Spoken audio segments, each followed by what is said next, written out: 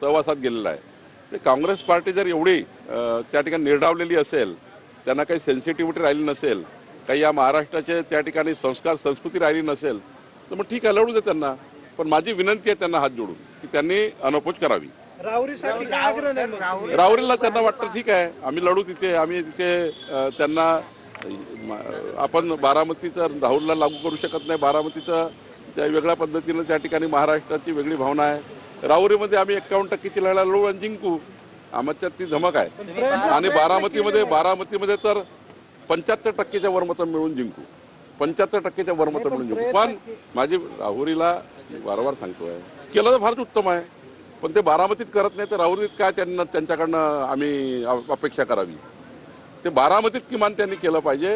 राहुरीचं त्यांना लढायचं तर लढू दे, आम्ही 51% घेऊन लढू. अशोक खराच्या प्रॉपर्टीवरनं खूप कालच मुख्यमंत्र्यांनी सांगितलं आम्ही ईडीचं त्याची जबाबदारी देऊ. बरेचसे ते प्रॉपर्टी पुण्यात इकडे तिकडे सगळ्या जमिनी आहेत त्या अटॅच करणार का महसूल खातं? असं आहे, मी आधीच सांगितलं की हा गुन्हा हे प्रकरण अति सेन्सिटिव्ह आहे.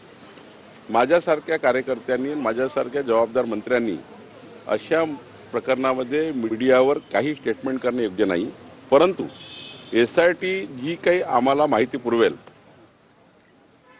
भ्रष्टाचारामध्ये आणि अशा दुष्कृत्यामध्ये साथ देणारे जे अधिकारी आहेत त्यांच्याबद्दलची माहिती आमच्याकडे येणारच आहे. SIT चौकशी करताय, आमच्या महसूल अधिकारी असतील त्यांची चौकशी करतील. पण अशा लोकांना नोकरीवर ठेवायचं की नाही हा निर्णय महसूल खातं करेल. अशा लोकांना बडतर्फच केलं पाहिजे अशा विचाराचं या ठिकाणी आम्ही भूमिका आहे.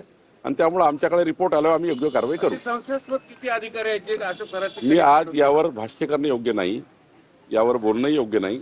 SIT जो आमच्याकडे काही पाठवेल महसूल खात्याचं ते आम्ही त्यावर कारवाई करू. आता माहिती अशी मिळते की एका सीओला डायरेक्ट कलेक्टर बनवण्यात त्यांचा हात होता, मधलं मीडिएटर म्हणून तो काम केलं समोर. मी आता यावर बोलणं कुठलंही योग्य नाही.